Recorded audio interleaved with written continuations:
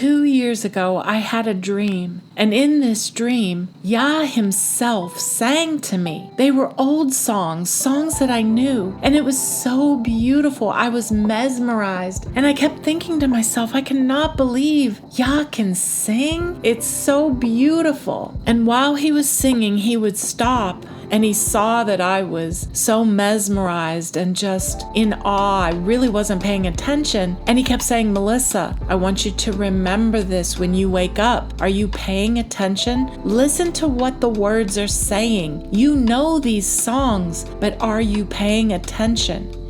He also emphasized to me that all songs, every spark of creativity that's a song, is meant to worship and exalt Him alone, but that man takes these inspiration of music and they twist the words to mean something different than worshiping Yah. Yah sang to me all night long, and when I woke, I was still humming the songs he had been singing, and I wanted to check the lyrics to all these songs that I could remember. And actually, some of the songs that I remember he sang were, I'll Be There, Ain't No Mountain High Enough, Reach Out, I'll Be There, Yah'll Be There. They all talked about being there, and within the lyrics, almost all of them said, call my name. I then realized what he was saying and what he had told me all night, that these weren't love songs about human love. It was about the love between Israel and Yah. That's what the lyrics were really saying. And only now, while working on this video, did I realize he was literally saying, Melissa,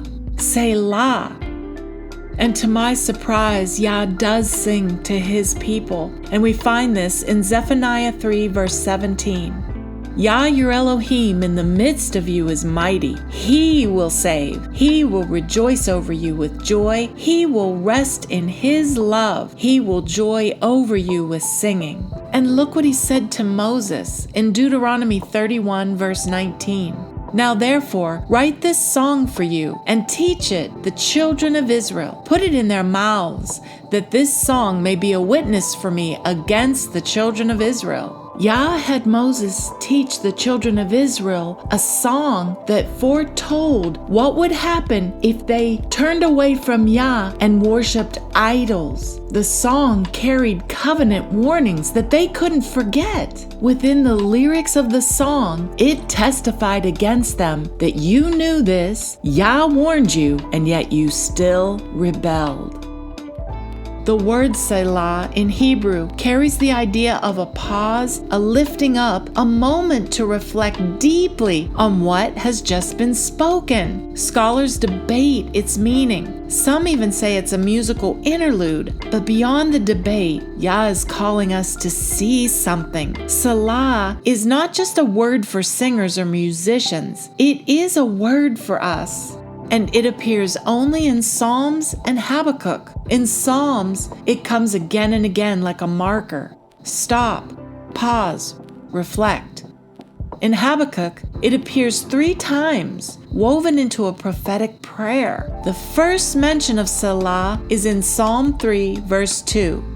Many there be which say of my soul, there is no help for him in Elohim. Selah. Here, Selah is placed right after the voice of doubt. It calls us to pause, to see past the voices that say there is no deliverance, and to remember Yah's salvation. The last mention of Selah is in Habakkuk 3:13. You went forth for the salvation of your people, even for salvation with your anointed. You wounded the head out of the house of the wicked by discovering the foundation unto the neck. Selah. Here, Selah comes after Yah rises up for his people, bringing salvation and judgment. It tells us to stop, reflect, and know Yah himself is our deliverer. So from the first to the last, Selah frames the journey from doubt and accusation to Yah's final victory.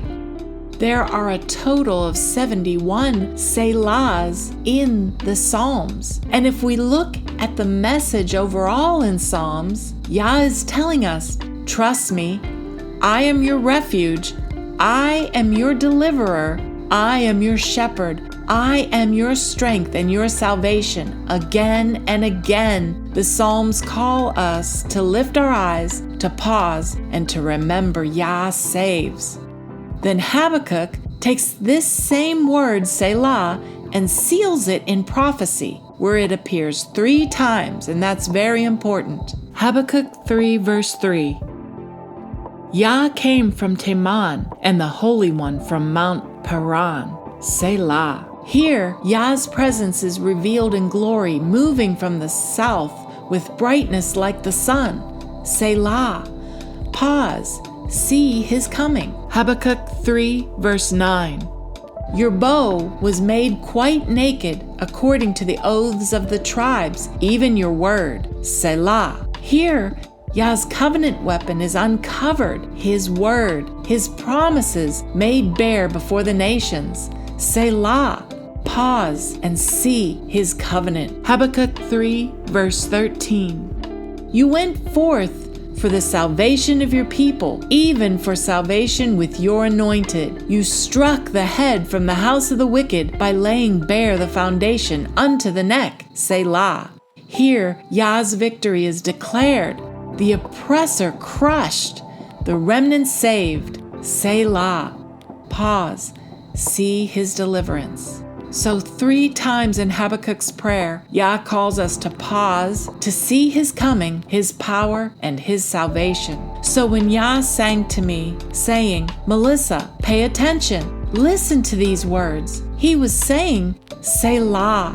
He was showing me that his song is already written, already placed in Scripture, waiting for us to stop, pause, and hear.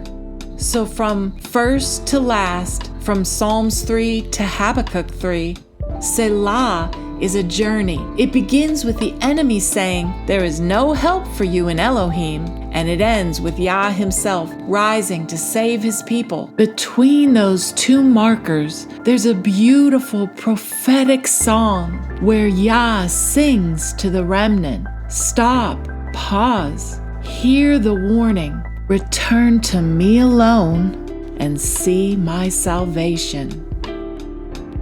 Selah.